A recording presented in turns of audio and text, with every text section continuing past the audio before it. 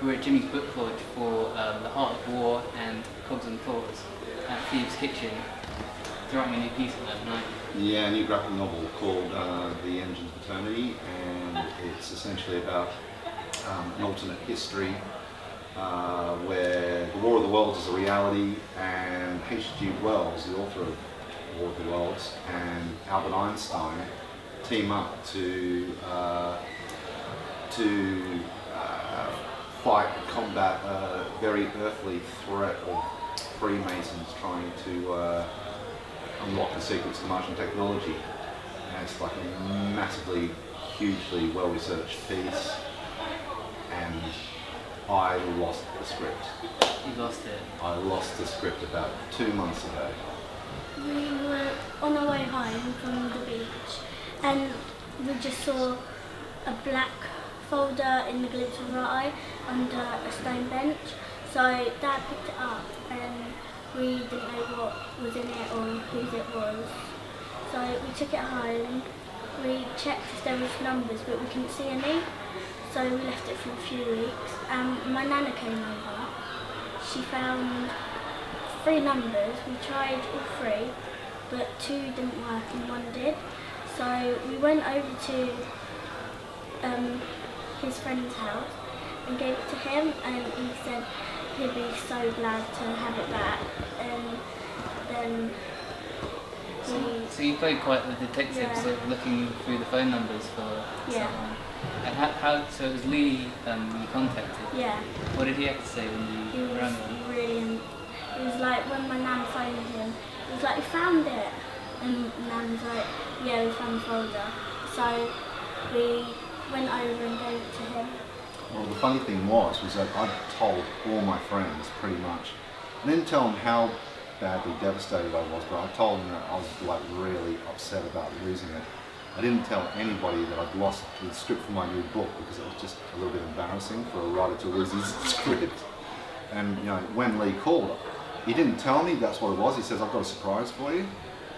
I didn't know what he had waiting for me, and I went around his place, and what do you know, there it was, and he told me all about you, and I was just like, wow, there's some really nice people out there, you being one of them.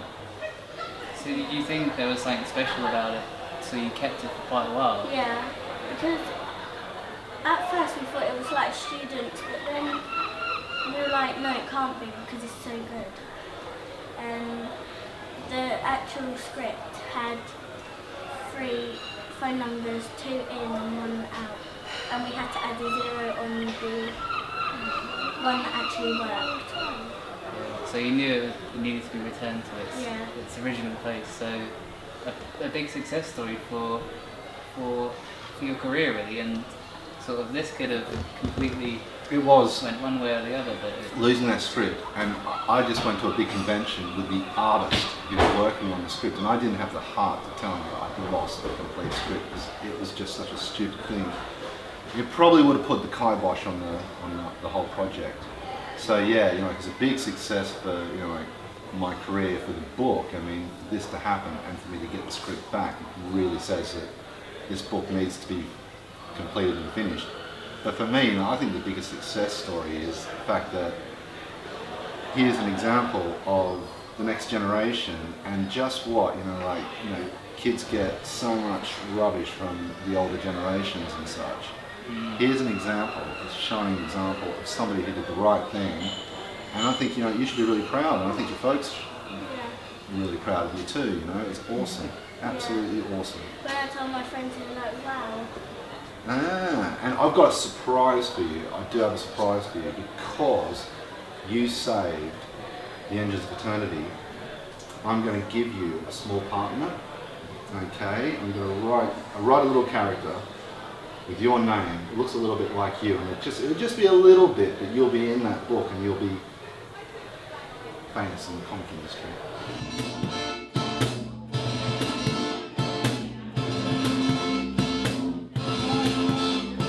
Thank you everybody for coming along. This is just so amazing. I'm absolutely humbled by the support and by, you know, the fact that there's so many people out here to show their love for comics and show their love for, you know, like, worthy product. And that is what this is all about. It's all about about local creators doing things locally and getting it out to the big wide world. I mean, these books that Brian and I have created, the books that Adam, thank you for coming out from Brighton, Mr. Man, have created, they're being circulated around the world. So, this is a really cool thing. I just wanted to say thank you to, let me think, I want to say thank you to Brian, for starters, because he was the man who invited me along on the journey with Cogs and Claws. It was his idea, and he asked me to come in and provide a few words for his amazing vision. And I'm so chuffed that it's all come off, and we're getting into book 2 now. So that'll be along next year, yeah. And thank you to Adam as well, who let me grace his pages with 2 stories in British Showcase. And I'm about to do another one in the next British Showcase, which comes out next year. Hopefully next year, yeah. I'd like to thank the guys from Worthy Voice. They've just been so supportive over the years. I would like to thank Roman and the Boswells for being just so lovely and being there. They've had my back for the past 2 years, and thank you very much for all the support. I love you guys. Thank you to Miss Hillicourt, who basically saved my ass when I decided to go travelling, and she basically said, "Come stay with me" when I got back here. So Worthing is my base camp. I think it probably always will be, because I love it. I think it's excellent. And all I can say is, all you guys who live here, really enjoy Worthing and really get involved, and just do what you do, because by doing what you do, each and every one of you bring an individual element to what this place is about. And this place is gradually becoming a really awesome place to live. So, let's just rock and roll. Comics, creation, and rock and roll Worthing.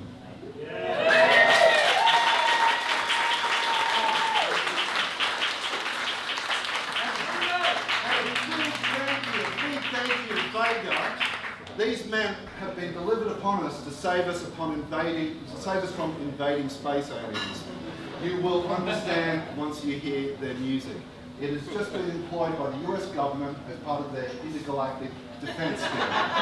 So, without further ado, Vega!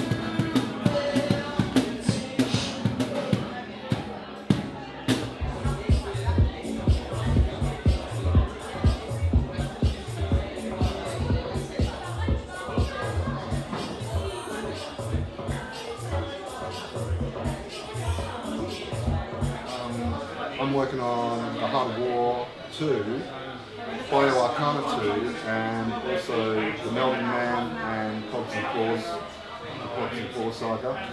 So I've got a few things coming up.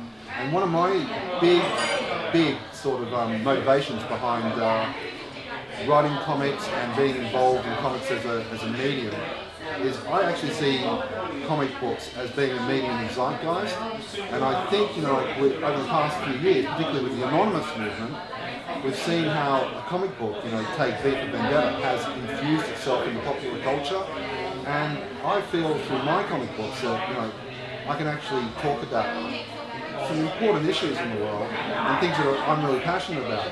Now, Adam and Brian, do you feel the same way about comics?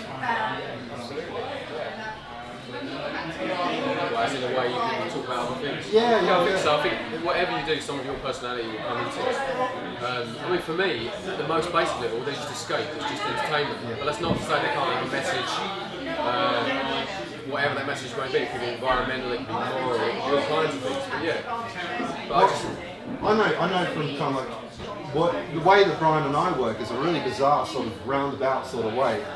Brian draws the books first. You know, he lays it all out, and the story's already all there. All I do is come in and provide the dialogue and provide a few kind of like narrative threads and such. And I can kind of like say from personal experience that there is an infusion of, you know, your philosophy there. And what I love about the way that we work is that there's an infusion of your philosophy, but I'm also able to sneak a little bit of intergalactic politics in there. And yeah. And I think, you know, being horror writers, I've always seen horror as being, you know, kind of out there and a bit edgy.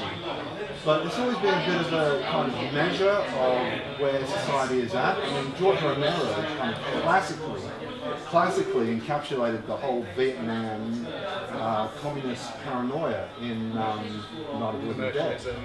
All those things. All those things. And I think, you know, with the stuff that we're doing, we're kind of following in his footsteps, or in various horror creators' footsteps. A lot of my issues that I put into books are not necessarily global issues. I use them as an outlet for my own, you know, issues. For example, like a lot of farmer abandonment issues tend to come into my comics. You know, so I look at sort of things from my childhood and things like that. So I inject that into my writing. You know, and I think a lot of people can relate to that. It's very personal to me and probably to a lot of people. Sort of issues I put in. You know, obviously military does come in there somewhat. I mean, all comics I think on some level were quite subversive bunch comic creators, and you can't help but go, oh, I'm going to dig at the government with that one. You know, it just naturally comes in there as a, you know. Yeah, that's the process. You can't help it. I mean, it's really funny. At the moment, I'm working on. I don't know. Are you working on Jimmy Furlong's The Shitflingers? I've got a story in there. Wicked, yeah. Well, the story I'm doing for Shitflingers, actually, I pitched it to him 3 weeks ago, and it reflects really, really strongly on what's going on in Westminster at the moment with the abuse story.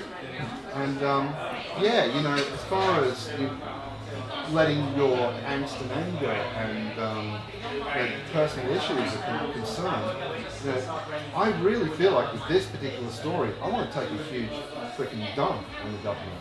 From some shit. Yeah, shit. I want to fling some shit at these guys. And you know, I think that, you know, I think that the template that Jimmy's put together is a really good one to work with. So much work into that.